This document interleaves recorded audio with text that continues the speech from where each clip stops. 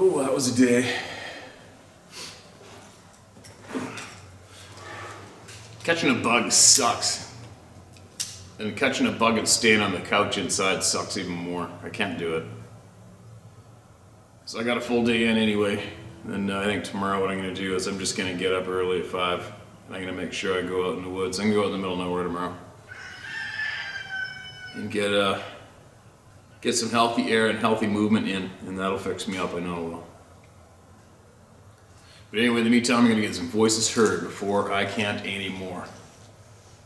And so you guys know what's going on in my country right now. And this is all, I keep tabs on, I always do. I keep tabs on what's going on the planet. I always do, I always have. I knew right away when what's going on right now came out a couple years ago. I knew right away something was up.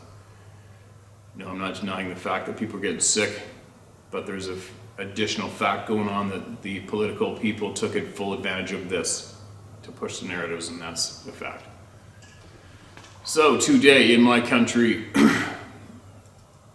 our rogue government decided to pull this Emergencies Act, and what it essentially does, and this is straight from the politicians' mouths, is right now, if our government decides that we supported any kind of a protest in any way financially, that they can right this very minute seize your bank account, seize your credit card, take your insurance from your vehicle, and annihilate you.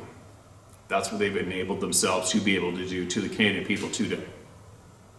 I don't see why this should be anything bad to share online. I'm not saying anything bad, I'm just stating the facts, the true facts. There are some various political people are going at each other's throats right now in the House of Commons, which is our capital, Canada. At the times they're very, very, very alarming. I went to the bank today to inquire whether or not my bank is a credit union, if they have to comply, and she read me the facts, the email that they had, which says yes, right now they have to abide by what the government tells them, and if they tell them to freeze my account right now, they will. And there goes my money. They'll freeze my credit card. They even stated the Justice Minister, Justin Trudeau's Justice Minister said, word for word, if anybody's even a Trump supporter, that should be sufficient enough to freeze your bank account. Amazing. Obviously that statement, for anybody out there that thinks that's about a statement about Trump, you really need to get caught up to date on what's going on in our world today. What that basically says is the government that is in power right now, if you say anything against them, they will and can absolutely trash your existence, your life right now. It's not a threat, it's not an idea, that's not something they're voting on or pushing. That's what they did. That's what they've done here in Canada. So, it doesn't matter what political party you ever think you support or go against. The fact of the matter is, now the cat's out of the bag. The cat's out of the bag, it's in your face. It doesn't matter what you think. It doesn't matter what you want. It doesn't matter now. If you do not do what they say, if you do not agree with what they are doing, they will financially annihilate you and your family today. That's what they've done. It's about as simple as it can get. So, you can look into that yourselves. It's all available. That's straight from the politicians' mouths and straight from the bank's mouth today to me. And I actually voice recorded it on my phone with my phone inside my shirt pocket when I went in there too. So, quick note for all you people that thought I was going political so many times in past videos. I've never spoke about politics once in my life. I've been ringing the alarm bell about your freedom coming to an end. And that's what I have been doing since day one. And that's not political. That's common sense, being aware and observing and staying informed yourself while ignoring mainstream media. That's what I've been doing. All those people that blew a gasket because I was talking, quote, politics, end quote, when that is farthest from the truth. I have been trying to make people aware of what was coming. I've seen it coming a long time ago. And I don't know why I haven't a clue why people do not stay informed. People do not watch what's going on. And now here we are today. I'm in a country which is I'm currently in a country which is now not a free country. There you go. So now what? Right? Now what? And if you're in a different country than me right now, and you've been watching what's going down with us today in Canada, of all places, Canada. Who would have thought that Canada would have been the first to fall? Isn't that amazing? Sarah's scared. She's scared shitless right now to the point she's in tears today about this. Understandably so. It also helps you picture what it must have been like or be like for so many people who have fled countries, educated people with careers, homes, families, forced to flee their country with suitcases and some cash in their pocket, and that's it. And hope to God they could get across the border, and hope to God they could stay in a safe country. It sure enables you to take a look at those people today when it's happening to you, in a way, and you can really sympathize with them and somewhat relate to them and picture the panic and the sheer terror and the heartbreak that those millions of people in the past, families, have gone through. So anyway, I don't know what's going to happen today. I've been inside for a few hours. I'll check out on what's going on once I get in and see what happened. I apparently literally took bus loads of police officers into Ottawa today, and they put a fence around all the protesters, 10-foot fence. It's like a bunch of cattle and pigs in a pen. And it's a peaceful, legal protest, but it doesn't matter. It was peaceful, it was legal, they abided by the law, but it doesn't matter. You see what I'm getting at? It does not matter anymore. It doesn't matter if you follow the law. You spoke out against a dictatorship. And that is what's happening today in Canada, of all places. Unbelievable. So there you go. I'm keeping you informed with honesty. Take from it what you will or leave it. Now, while I am still here, I don't know how much longer I will be here, but while I am here, I will continue to make sure the people's voices that came to me to be heard get heard, word for word. You don't like it? You can ram it up your ass. How's that sound? All right, this comes from another country that's being absolutely oppressed right now, Australia. Let's get Australian voice heard right now. Hey Steve, thought I'd pass this on, an Aussie encounter. I've lived in the bush my entire life and very aware. My intuition is never wrong and has saved my arse many times. I was 16 and I'd gone out for a motorbike ride. I turned the bike off and was sitting enjoying the quietness of the bush in a timbered area about 30 kilometers from the nearest town. All of a sudden the bush sounds were quiet, and then there was an extremely terrifying loud roar/scream that resonated through my entire body. The only thing close to this, the energy that goes through your body when lightning strikes close by. It scared the absolute shit out of me. As I've heard koala bulls roar, and this was not that, it shook me that bad that I took off on my bike, tearing my ACL ligament on a log in the grass that my foot caught on. Didn't stop me till I got home. I've heard since that there have been a few sightings of Sabe running over a 6-foot deer fence in normal gait without a pause in some hunter's spotlight at the same time in a similar area not far away. I had to go to the hospital, obviously. Sure as shit wasn't game to tell the doctor it happened because I was running away from the Sabe noise. Haha. Might have been committed to the funny farm. Everyone I've told has dismissed it off as a bull koala, except for the strange deadpan look I got from my SAS Commando sniper cousin when I told him the story at a family event. I wonder what he knows. But no way in hell does that sound anything I've heard before or thankfully since. Hope this adds to your channel. Good on you, Steve, for all you do. Tanya, hit up your cousin. Get him in private, look him in the eyes, and speak honestly and inquire what he knows and extract as much knowledge out of him as you can. Okay? Thank you so much for sending that to us, and I wish you absolute luck down there in Australia, in your country right now, with what you are going through, the same we are. It's not too cool, is it? And I wish you luck, and I urge you to never quit. Do not stop doing what's right, okay? What else do we have?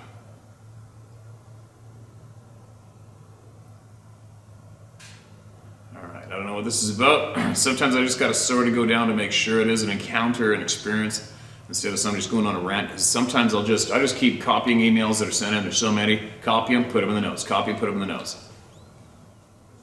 I try not to waste too much of your time on sifting through to make sure I'm reading an experience or somebody who needs help. They Try to Show Us is the title of this one.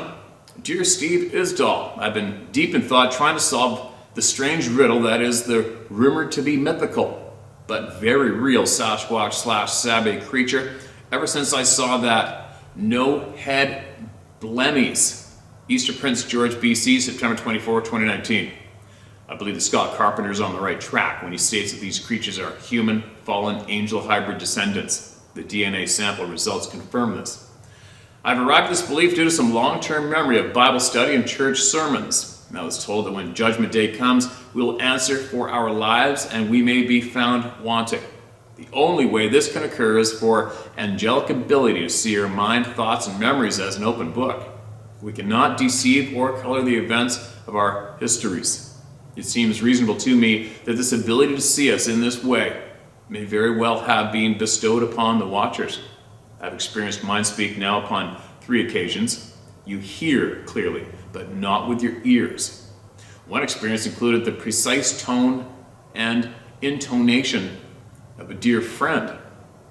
For this to occur, only a crystal clear view of my own memories of sound, as well as very personal and highly detailed knowledge of the most minute aspects of my life experiences, would provide an ability to project that level of high definition into my consciousness.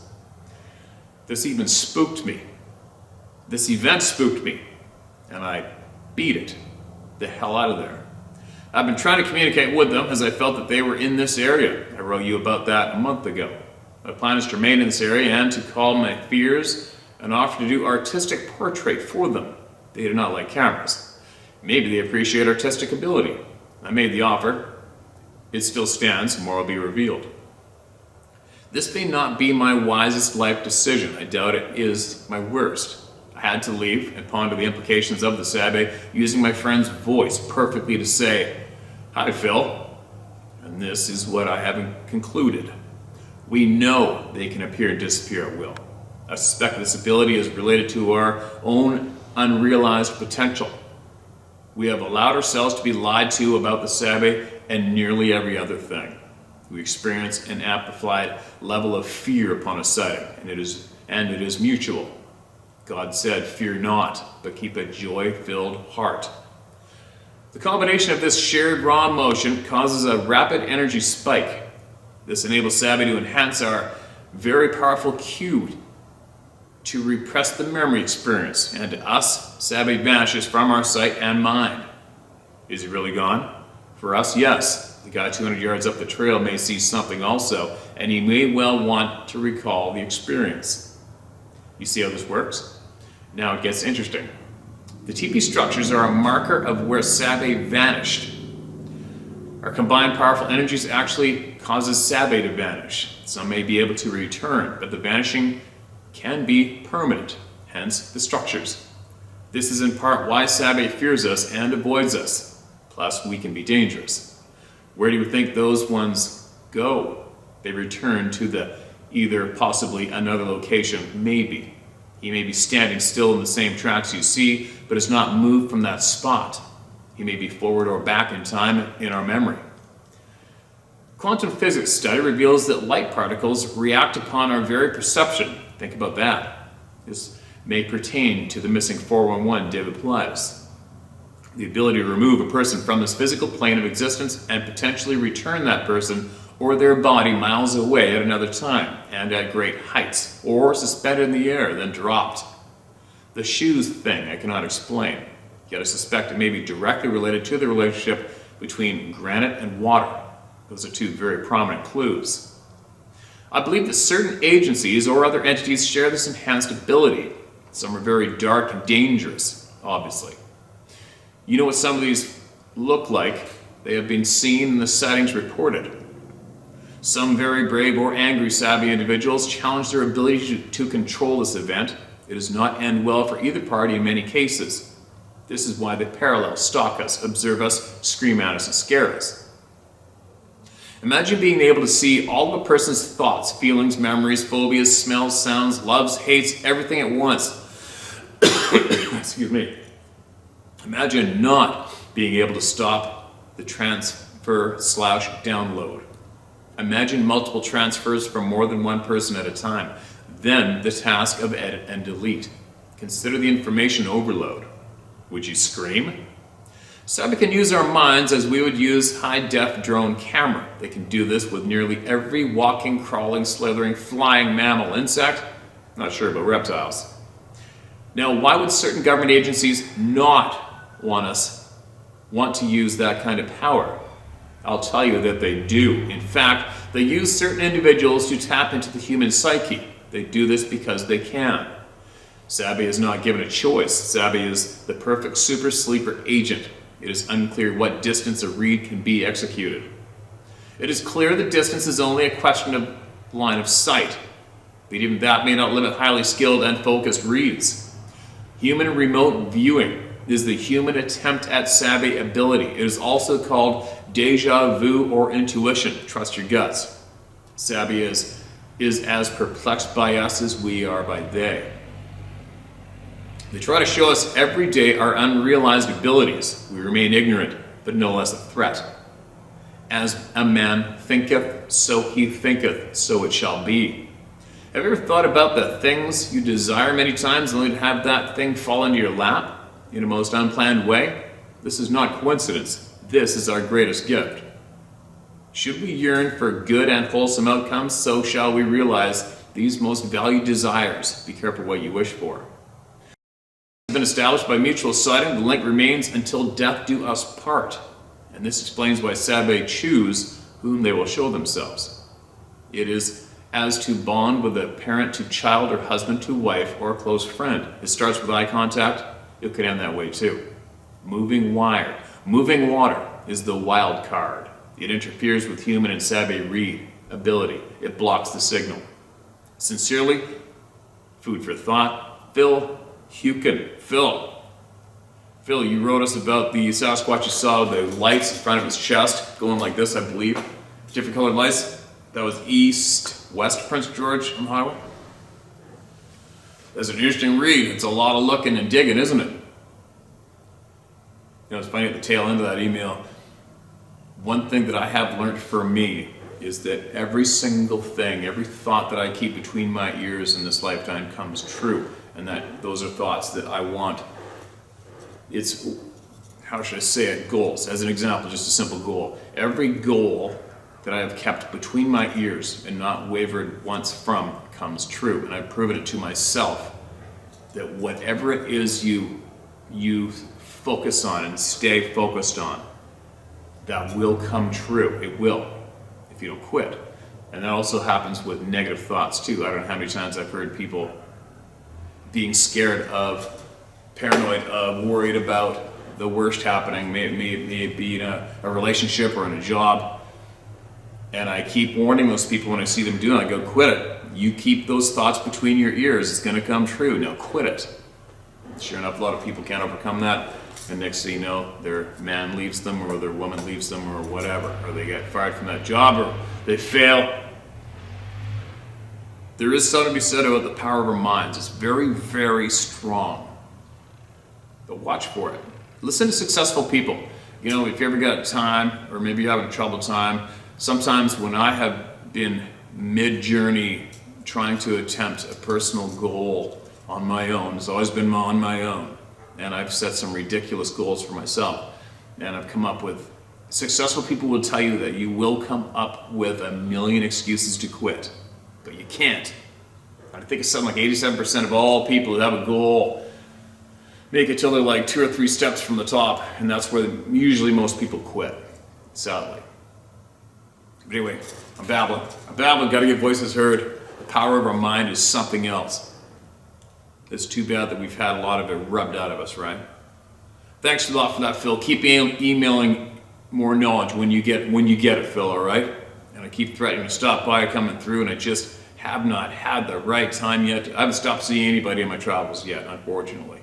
But it's coming. All right, what do you got? Somebody sent me a link for a bunch of books. Oh, here's a short one. It was Margaret Thatcher who said, "Watch your thoughts." How random is this? It was Margaret Thatcher who said, "Watch your thoughts for they become your words. Watch your words for they become your actions. Watch your actions for they become your habits. And watch your habits for they become your character. And watch your character for this becomes your destiny. We think, we become." You know what? You guys know how many frickin' emails I have in my notes here, right? How random is that? Shit. All right, there we go. That was a good one. And there is no name attached to it. That's a good one. Remember that one and pass it on. I'm gonna mark that as red. That one took me back. Mark that as red. That was a good one. Hit the nail on the head with that one. So many emails. I hope I can last here a lot longer yet. I don't suspect I will be here in the near future. But you never know. Even if I get taken off here, you know, I'll find my way, and I have every single email address that's been sent in to me. Just so you guys know. There's only one thing that's going to be able to stop me, and that's going to be a hole in my head, and that's about it. This is titled, okay, no subject. Hello, Mr. Isdall. My name is Donna Marie. I recently came across your channel. I'm so happy to see that someone's giving others the ability to be heard by someone so compassionate and understanding. Your candor and sarcasm are comforting to me, at least, as you have the same dry, no bullshit approach to life as my grandfather did. This happened when I was 7, which was magical to me when it happened, but terrified my grandfather. Massachusetts in '93, I would visit my grandparents' farm every summer. I would get up as soon as the sky would start to raid my grandmother's cookie jar and run to the hay barn, as the hay always smelled the sweetest with the morning dew. The forest butted up the back of my grandparents' farm. My grandfather was very strict about staying away from the forest's edge, but I'm stubborn. At the edge of the forest, I could see a doe and her fawn. They didn't have anyone to play with, and I was lonely for a friend. The mother just stood like a statue as the fawn pranced right up to me. I felt warm and tingly like electricity all over when I heard, "Friend?" I immediately said yes. The fawn backed away slowly, just out of reach. Then I was snapped out of a daze by my grandfather's shotgun going off. I had never heard him raise his voice, and he screamed at me of fear then anger, which sent shivers down my back. He told me to run inside. I ran in, told my grandmother, who was angry I was at the fence line and disregarded that I was a Disney princess now. It wasn't until years later that I realized that I wasn't talking to the fawn and it wanted me to go back into the forest. I would have gone too if it weren't for my grandfather stopping me. I've had encounters with other beings, but this is the only one that still sends an ice-cold shiver down my spine. Wow. All right, Donna. That was a bit of a different experience, and I think he possibly may have left out what your grandfather saw. What was he shooting at? And that is kind of creepy. It's funny how that we've had, I don't know how many emails of children being luring of children into the forest. It's kind of weird, isn't it? It's kind of weird that it's the verbal thing has been sent into the mind of a child in bed, come outside, come into the forest, and then you got a verbal coming into the mind of a child who is outside, come into the forest. Well, what's stopping them from just stomping right into the yard, grab the kid by the neck and turn around and go in the forest? That's the confusing part there, right? That is the confusing part. All right, this looks like a bit of a book, but I'm going in. Here we go. The title of this is Sasquatch is the original inhabitants of this planet. They are the watchers, the guardians of this planet. They are supernatural beings. That's the title. All right, here we go. Good morning, Steve. How are you doing this beautiful morning? I'm excited. The autumn season is upon us, the changing of the leaves, the warm days, cool nights, and it's one of my favorite times of the year. I'm writing because I've had many encounters with the supernatural guardian of this planet that is known by many names, most notably as Sasquatch. I was a young boy around 12 years old when I had my first encounter with this being. I was in the forest with some childhood friends building tree forts and exploring. On this particular day, I had taken off by myself, exploring as deep into the forest as I could go, hoping to see some wildlife, a deer, a fox, even a black bear. I know I wasn't thinking of the dangers back then, laughed out loud, ha ha, as I was running through the forest, weaving in between trees, swatting down branches so not to hit me in the face, when all of a sudden, as I heard the sound of a tree branch breaking under my right foot, as all my body weight came down on that foot, the ground beneath me disappeared. I fell into a 10-foot deep dugout cavern in the ground.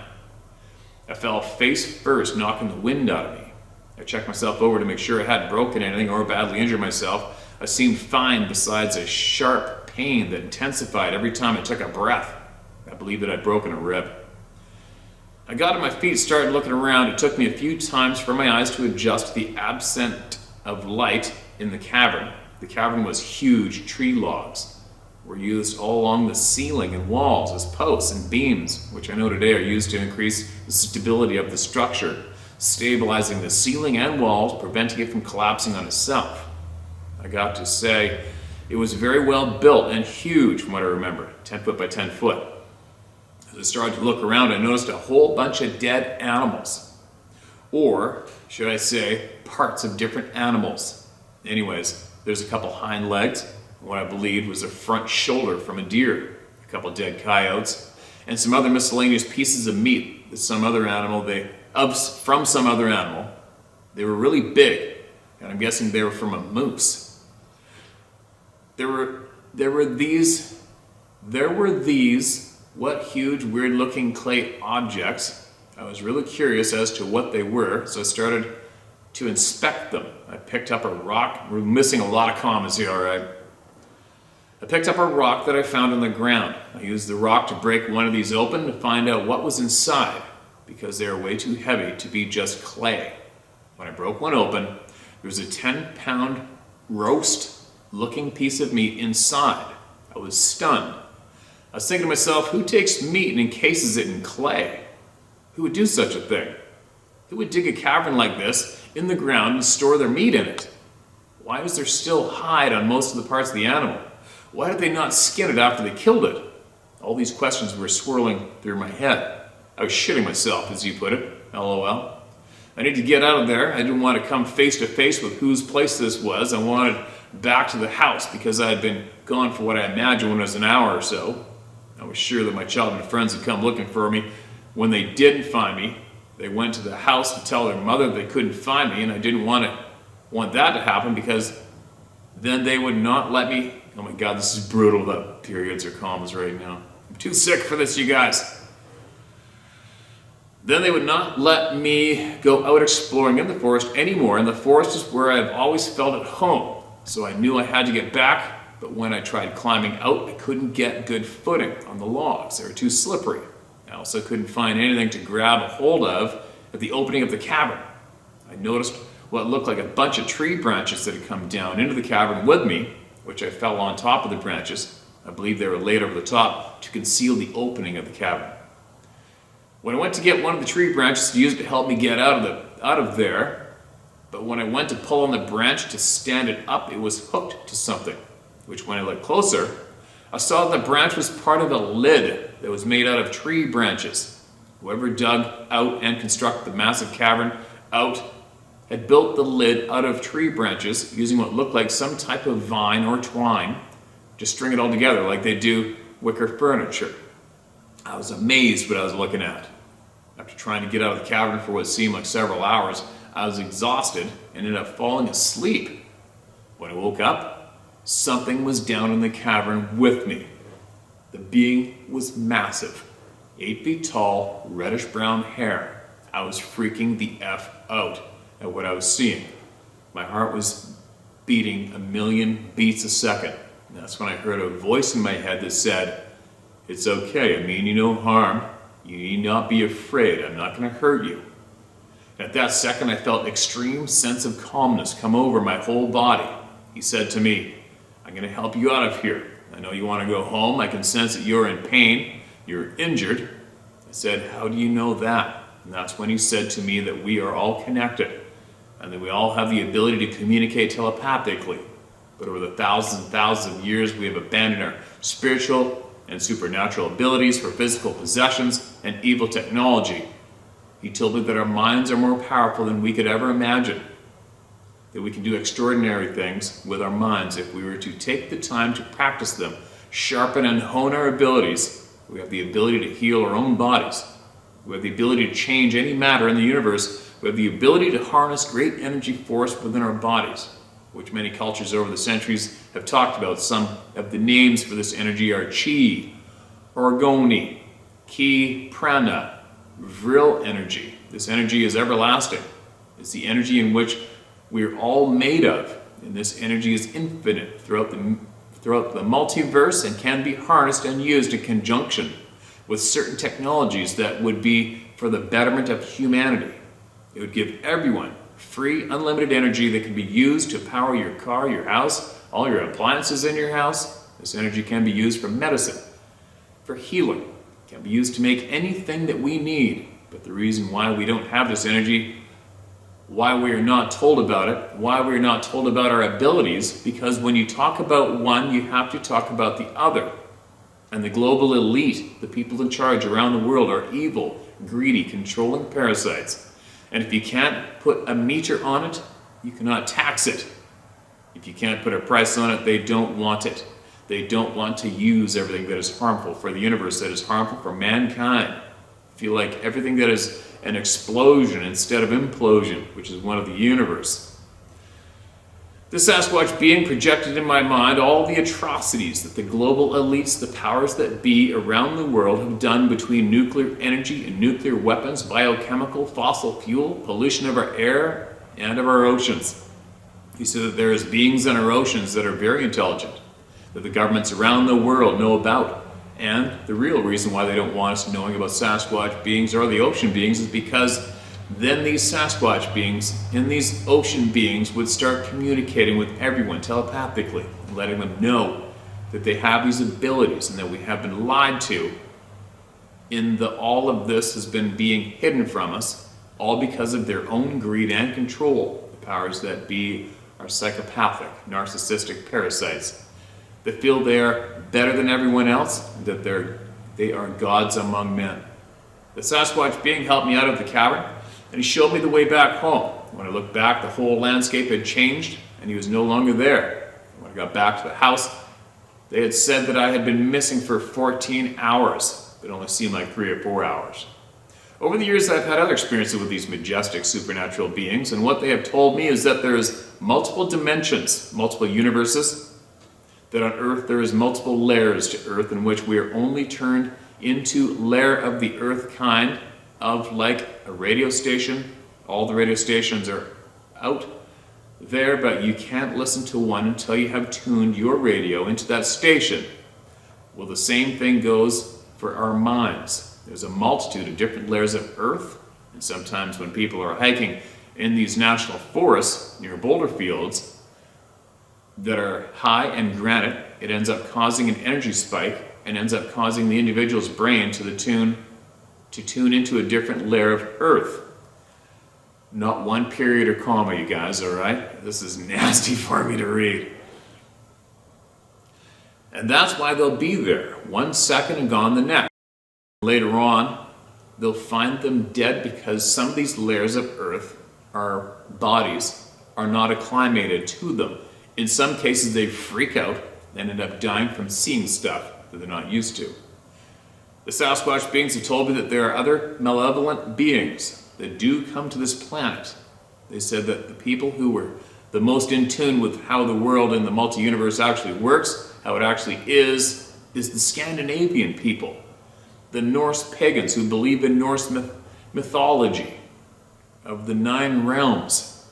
Well, the 9 realms are real. Start researching Norse mythology, looking to zero-point energy. Did you know that enough zero-point energy to fill a teacup is enough energy to boil all the ocean water in the world? Now think about that. That is just in a teacup. Thank you, Steve, so much. If you'd like to speak with me, I'd more than be happy to speak with you and to talk more about all this stuff. There's a lot more stuff that I didn't get to talk about here. Thank you so much for your time. Really appreciate it. Everyone out there, stay safe. It's time for us to stick together and stand up for our rights and for each other before our freedom are all taken from us. Tyranny is knocking at the door. What are we going to do when you try kicking the door in? Best regards, Justin Hogginson. Justin. My aunt in Oslo, Norway did our family tree back to 700 BC. BC, I think it was, AD, whatever the hell it is. I'm not familiar with those two abbreviations, obviously. But that's how far back my family tree goes into the Viking world. That's an interesting read, man. Yeah, I want to hear more. Email us more. Email us more information if you got it. Share with the people, all right? So I know all the emails that are being selected seem to be going in the general same direction, isn't it? Currently. And I don't pre-read any of them, obviously. Why? People actually stopped shitting on me for that, haven't they? Thank God, because I think I finally clued them in that there is no human being in a position that decides what you will or will not hear. Especially me. No one does. There's been a lot of people in the so-called Sasquatch, Bigfoot community that just wants to control so badly what you hear, what people share. It's a sad characteristic that a lot of humans have, isn't it? That need to control. Like that little prick back east that tried to give me a hard time in the beginning here when everybody was trying to get me to share what I knew. You mean to state what you say? I just come out of nowhere and I'm encroaching on their scene. like he laid claim to the scene. Like Bigfoot Sasquatch is owned by a select group of people. Isn't that funny? That's sad. That's sad. It must be a sad, frustrating place to be when your mind operates like that. I couldn't imagine that frustration of wanting to control others so badly and not being able to accept the fact that you can't. That must be so frustrating. Actually, we have somebody in the Canadian politics right now who's going through that. It's not good what they do, right? They can't control you. They go to the next lowest level of low to try to get that control at all costs. It's a creepy thing to watch. All right, here we go. What's this one? Place where I heard bang against the house last evening. Ooh. Oh, with photographs. All right, here we go. This is the side of the house where it sounded like something banged against the house. I found this Japanese knotweed. It looks like bamboo, bent down at the area where I heard the bang against the house. I've heard a bang against here every once in a while this past year. You may share this morning if it seems important to you. Last year my son found around the fence line of our garden/yard bear tracks. When we had the problem with it seemed a bear defecating on our back porch. It's just outside our glassed back door to deck, near an outside stainless steel chimney. But I listened once to Buckeye Bigfoot, a story about some Bigfoots doing that in a field near someone's home, and they wondered why they did it so close to their home when they had the whole woods, etc. It made me wonder about this bear thing.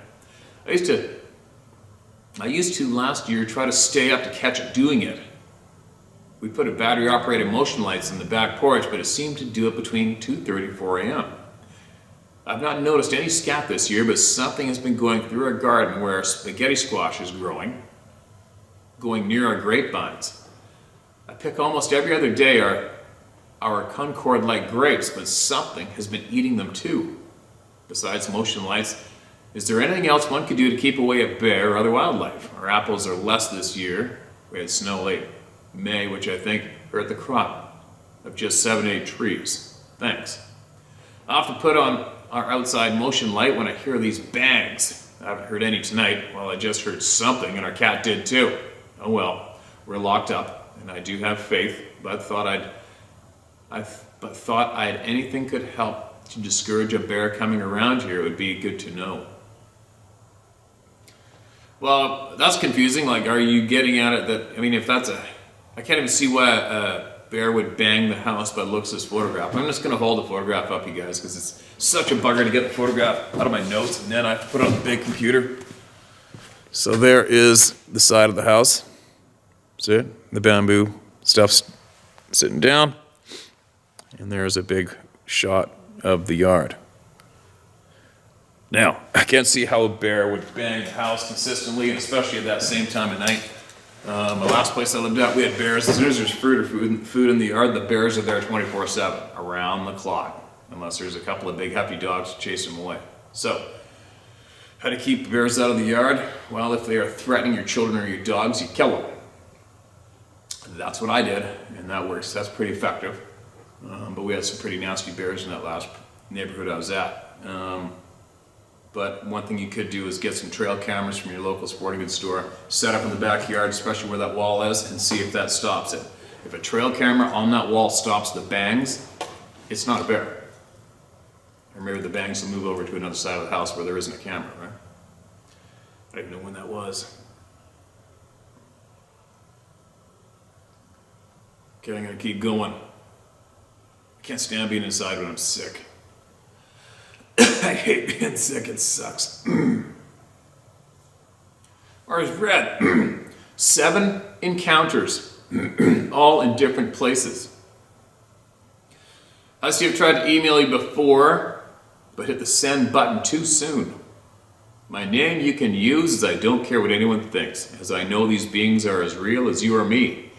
My first encounter was in '67 in Alberta.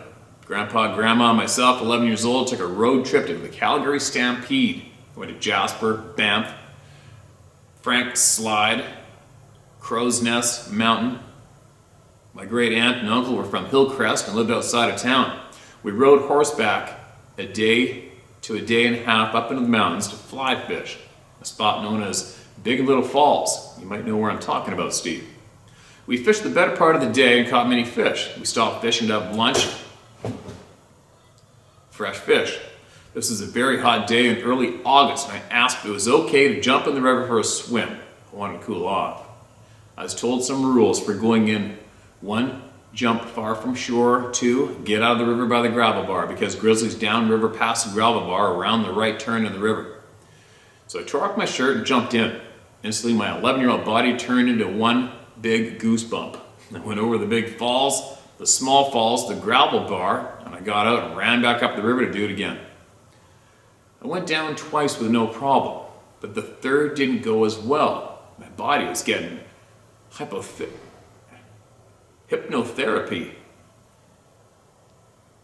Now I'm getting a brain fart. What's the word when you freeze to death? I can't believe it. Just made me block that word. You know what I'm talking about. Hypothermic. There you go. Hypothermia. When I jumped in, I didn't get far enough out from the bank, so when I went over the big falls, an eddy started to drag me under the rock ledge where we were fishing from.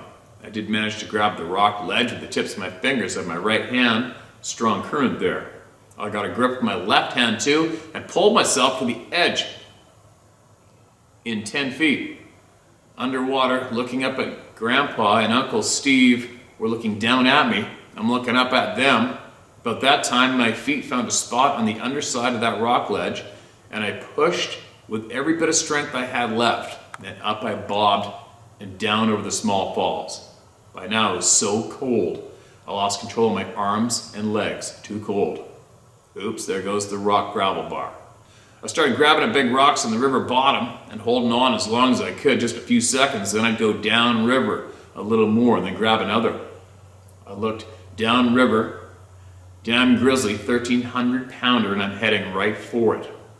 A loud scream / roar came from up the far side of the river as this huge, hairy man came down that mountain so fast, 3, maybe 5 seconds, it covered a quarter mile. When that bear heard it, it didn't even look to see what it was. That 1,300-pound bear turned and ran out of the river and disappeared into the scrub. The big hairy guy left as fast as it got there. And as soon as it was out of sight, Grandpa, Uncle Steve were there dragging me from the water into the waiting warm dry towel that Grandma ran down river with, wrapped me up and got me warm. I was too cold to walk right away. But once I warmed up, I asked if anyone had seen my Savior. They thought I was talking about God. I said, no, the big hairy man that was only 200 pounds lighter than the bear. and scared it off. In the early 1980s, I lived in Northeast Ohio. I was a bricklayer. And a friend, a bricklayer also, was building a home doing the brickwork himself. As I went to his place early one Saturday morning, one of these beings crossed the road right in front of me. Next, I was working down in Georgia.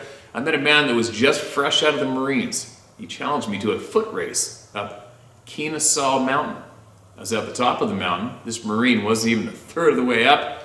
And one of these beings was behind a tree, peeking around the tree at me. This is a new piece to the puzzle. In 84, 85, I was hunting in the UP in Michigan. After a long day hunting, I came out to where I parked my F-250 pickup truck. I was very hungry and sat on my tailgate, eating. By the time I started for our farm, it was well after dark. I got twisted up out there and took the wrong skidder trail out. I was heading in the right direction, just the wrong road. And then it happened. I got my pickup stuck in the mud. It's now about midnight, and I had a floor jack machete 308 and an 800,000-pound power spotlight. I just tried to jack up the back of the truck and push it off the jack, trying to get out of the ruts. That didn't work. So I used the machete to chop down some 3 to 4 inch diameter logs and dug out the back tires, put the logs down. And oh, by the way, when I started all this, there were all the normal sounds of the woods at night. Now I got those logs I cut under my back tires and pulled my truck forward. But the logs split apart and down in the mud again. So I got down on my knees and I'm making a second attempt at getting unstuck. I notice there's no sound. All's gone silent. As I'm doing this, a loud 3-tone scream/roar, not only hearing it, but it came through the ground into my body and resonated into my chest. Now I spent a lot of time in the woods and I know all the wildlife and the sounds they make. It was something different. I stood up, walked to the door of my truck, reached in, grabbed my spotlight, and lit up the woods in front of me. 40 feet is a 9-foot-tall, hairy man, about 1,000 pounds, and he is not happy about the light, so I turned it off of him. Then in my mind, I heard him tell me, "Go." Not through the voice, but in my head, my mind. So I went back to trying to get my truck unstuck. This being screamed at me again. This time I knew what that one did to the bear on the river. It put the fear of God in me, and again it told me to leave. I told it back, no. I went to the back of my truck, uncased my 308, put in a mag. I racked it as loud as I could. Big mistake. When it heard that, it started pushing a 45-foot-tall tree over at me. I dropped the mag and added one more round, giving me 5 shots instead of 4. Plus, I put another mag in my hand. Went back to the front of my truck, got the light and shined it out of my game. This really made it mad, and it started pushing a 45-foot-tall papal tree at me and my truck. That's how it's spelled, papal tree, never heard of one. So I turned off the light again, and things calmed down some. Again, this being screamed at me, filling me with fear. I now knew why that bear never had to look. It just knew its life was in danger. They can mind speak with animals too, just my opinion. This went on for the rest of the night, and at one point I was picking up on the fact that this one was not alone, that there were at least 3 more in the near area. They were speaking with each other. Very weird. I started lighting up the entire woods, 365 degrees, looking for an attack to come from behind or the sides. Got light at about 5:20 a.m. Lighting up to see. So I jumped out of my truck in the 308 and charged the big effer in front of me. What? It ran so fast I tried to keep up, but no chance of that. This being was hitting speeds of 50, maybe even faster than that. It ran through the trees, didn't even try to avoid them, just plowed them, sending wood splinters in all directions. I still had to walk 10 miles through the woods. It left in a northeast direction. I had to go southeast, so my head was on a swivel, and I was on high alert for that walk. I had to get my truck unstuck later that day with the help of my friends. Excuse me. Now comes the new info for all to share. I had night terrors for over 20 years. wake up in the middle of the night soaked in sweat and screaming out loud. And from that night on, I have lost my ability to dream when I sleep. More than 30 years have passed, no more night terrors, but still having no dreams. I saw one down in Florida also in 1981, I think, 7 altogether, all different parts of the world. I can tell you if they mean us any harm or not. My thoughts on it is they're just like us, good ones and some not so good, and ones that will kill or hurt you. So keep on high alert, head on a swivel, check your backtrack once in a while and see if you're being stalked. If you want to talk sometime, here's my phone number for only you, Steve. And my name is Mike Gogolin. Mike, I don't remember in the beginning. I hope you said it's okay to use your name because I just used it. I love your YouTube stuff Have a blessed day. I love your YouTube stuff as I love to see the mountains of Canada again. It's been too long. I don't go back in the woods no more as I think it might be connected to these beings in some way. They know when I'm around and I know when they are around there too. After this happened, I went to a 300 Win Mag, but I don't want any fight with these beings. Holy shit.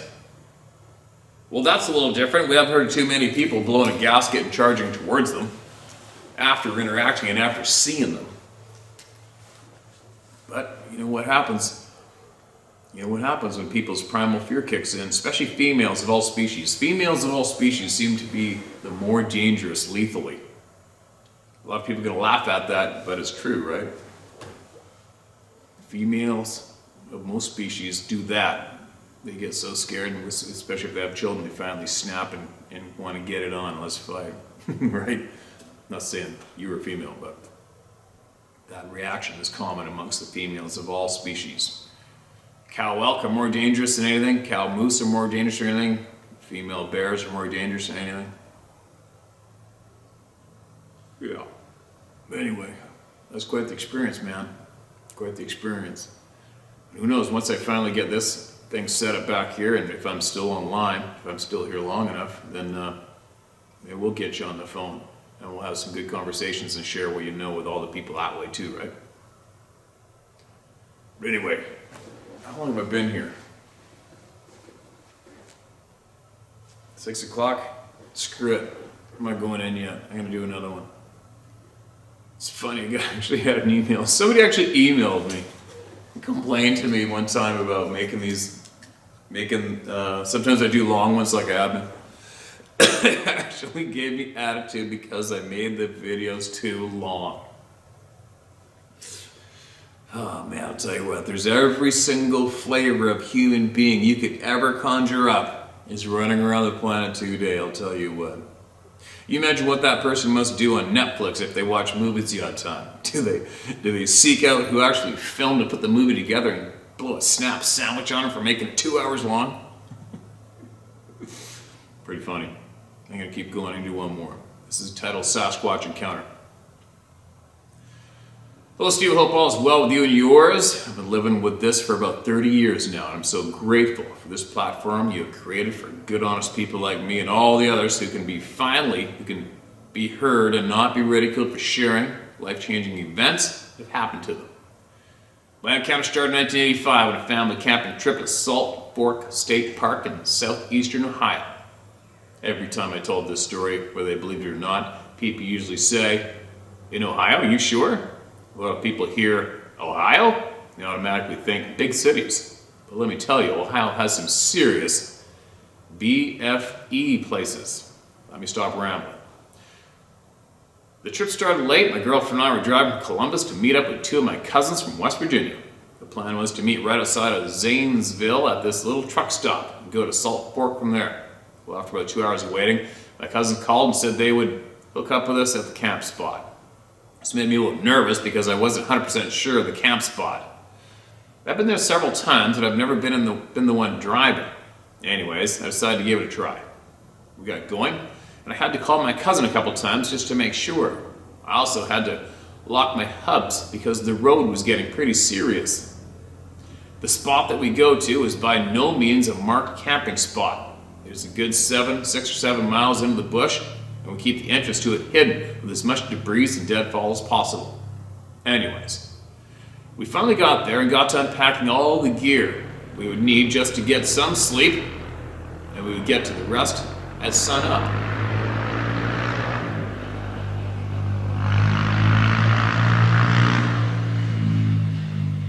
Damn dirt bikes. The first sign that kind of put me on edge was a seriously loud tree knock. I'm talking so freaking loud that I could hear echoes of it bouncing off all the ridge to the east of us. Me and my girlfriend both knew about Sasquatch. It really never came up at the dinner table, but we both had encounter stories that we had talked about. Anyways, after the tree knock, we both looked at each other, and I put my finger up to my lips, and we both went to the tent. I grabbed a 410 single shot I kept behind my truck seat, and she had a sweet little Ruger 25 Auto. Not that that was gonna do anything, but it made her feel better. We both sat down in the front of the little fire I got going and listened. We both decided that it was time for bed and spread out a blanket for the sleeping bag we were gonna share. No sooner had I spread it out, a pine cone landed right in the middle of it. At first I couldn't tell what it was. I started to get really mad because I actually thought it was a big turd, and I started picking up anything I could find and throwing it in the woods all around. My girl jumped up and grabbed me by my shirt and pulled me to her. I could feel her shaking. And I asked, "What's wrong? Did you see something?" What's wrong?" Then she kept looking in 10 different directions, and I couldn't get her to answer me. I kept asking, what is it? And she could not speak. Only circle me while putting a death grip on my arm. I grabbed her by her head. I really couldn't see her that well, but I tried to look her in the eyes so she would calm down, but she wasn't having it. She would not stop looking all around. I finally yelled at her right in her face, and she said, "I hear them. They're all around us. There must be at least 10 of them. I don't want to die. Tim, let's get out of here. Let's go." She was a mess. I had honestly not heard anything. I didn't even hear the pine cone hit the blanket. I told her, "If it's Sasquatch, you won't hurt us. Just relax." Even though the fear was creeping up my back as I spoke, we both sat down and I told her we would leave if they get any closer. And all the while I'm listening and not hearing any branches pop or leaves underfoot. Nothing. And the whole time she's still going on, saying that they must be about 10 feet into the brush. I really thought she was losing it. She said she wanted to go to the truck and sleep. And I told her there was no way we could both fit in there. I said, "Just give it 30 minutes. If they're still out there, we will leave." And she reluctantly agreed. So after about 20 minutes, I got up and had to take a leak. I hate to admit this, but I asked her to walk with me. I wasn't totally freaked out like her, but there was some fear there. So she walked with me about 50 yards to this clearing we usually play some football in. No sooner had I pulled it out, I was down on my hands and knees puking my guts out, just out of the blue. I was doing a replay of The Exorcist. I didn't know what happened. I hadn't been drinking or anything like that, and I hadn't eaten since lunch at Mom's in Columbus. It was then that I got this crazy, hair-raising feeling of straight terror. I mean, Steve, I have never in my life felt fear like this. I was still on my knees with both my hands in a pile of puke, and all I kept thinking was, "Missing 411, missing 411, missing 411. I felt tears streaming down my face. I tried to get up using a tree for support, but I couldn't seem to get a grip on anything. I turned around to see that my girl was now gone. I kept spinning in circles on my knees looking for her, but she was gone. I was screaming as loud as I could. Something was wrong with the sound. It was like I was underwater. My ears were popping like I was on a plane. I just kept thinking that this was it. This is it. It's over. I'll never see my kids again or my mom. It's all over. I let myself fall backwards. The grass was so soft and cool under me. I remember thinking, excuse me, my girl is going to be so mad at me for getting her killed, and something happened after that last thought. It was a crazy, waking up feeling, and I jumped up and started heading back to the camp spot and ran right into my girlfriend. We both fell down, holding each other and crying. I mean, we were both bawling and curled up on the ground. We probably laid there for an hour. Or it could have been 5 minutes. It felt like I was on a serious drunk. We both did a 180, cause behind us was some really big tree breaks. The branches that were being broke had to have been 10 or 12 inches thick. Sounded like a bulldozer coming through the woods. We both just sat there holding each other with our eyes closed, waiting on death. It just kept getting closer and closer until I could tell it was no more than 6 feet in front of us. I tilted my head up and I could hear myself sobbing. I sounded like a scared kid. I looked at my girl and her head was down and she had drool flowing from her mouth. She must have fainted. The whole time, this thing, I couldn't tell if it was a Sasquatch or anything because I couldn't see it. It was so dark I couldn't see my hands in front of my face, but I could distinctly hear something huge breathing. Big, giant breaths. And it sounded congested, almost like my mom, who has COPD, but on a much larger scale. It was like time was standing still. Could have been 5 minutes or 5 hours. All I know is that this thing let out a roar, slash, scream, slash, howl. It was so freaking loud. The only thing I could compare it to would be a flyover by a fighter jet at real close range, like 5 feet away. And when this thing let loose, it had to be right in front of me, because it was like being in front of a hurricane-force wind. It blew my hair back, and I could feel spit hitting me in the face and chest. And the breath smelled like death itself. I really thought I was going to puke again. It was the god-awfulest smell I've never ever smelled. After that, I don't know what happened. I woke up shaking and freezing because it was raining, and we were both still laying there in a little clearing. I could hear my cousin screaming our names. I have no words to describe how I felt. It was like every bone in my body hurt bad, like I'd been ran over by a Mack truck. I told my cousins the whole story, but they both said, lay off the dope, Tim, you're gonna kill yourself one of these days. We left everything there, just got in my truck, not a word to anyone. We didn't even talk about it on the way home. I got home and I slept for 27 hours straight. I can't tell you what it was, but I can tell you what it wasn't. Thank you for all you do, Steve, and keep on keeping on. My name is Tim Burns from Columbus, Ohio, and you can use my name. I'm way too old to be worried about what people think of me. Stay safe, brother. Holy shit, Tim. I don't envy that one. And obviously, you know what, you're probably better off it was pitch black.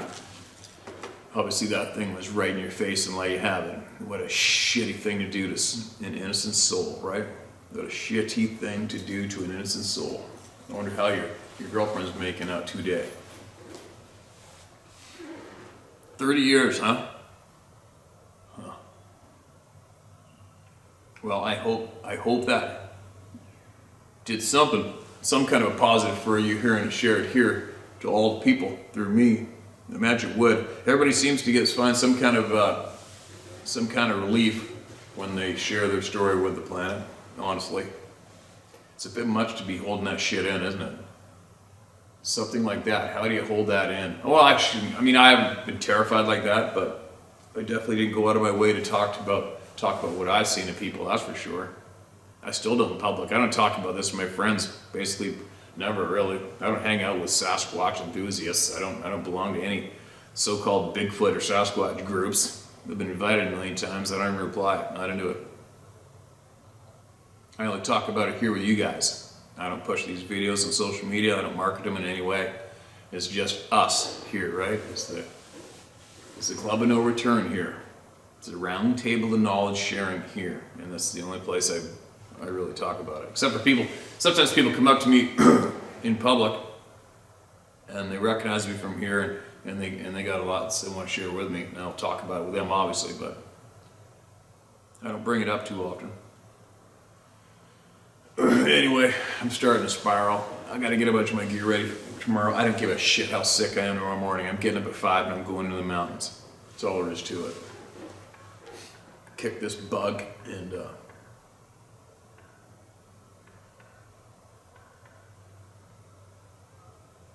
figure out the right thing to do, what direction to go, who to maintain being connected to, who to reach out to, what to do, and never quit doing what's right, right? So anyways, don't forget, all of you, please don't forget what I shared with you in the beginning of this video. And if you have it in you, you're going to want to look into it yourself, all right? Just look into what's going on today. Look at all angles and do not be told what to do. Do not be told what to think, what's going on. Look into what's going on and go with your natural instincts, all right? Okay, I'm out of here, and I will, tomorrow, I'm going to get up at 5. I'm going to leave here. I'm going to get to my destination. Hopefully going to catch a steelhead. I'm going to take a time out, and I'm going to share as many voices as I can. And then I'll possibly go to another place to show you guys where I'm at, and show you some beautiful places. And then I'm going to get a whole bunch of more voices shared again. Now maybe we'll see if I can catch another fish, and then I'm going to start traveling home. Maybe not. And then I'm going to get more voices shared. And I'm going to keep doing it. I'm not going to stop. And then if I get kicked off of here, I'm going to do it again a different way.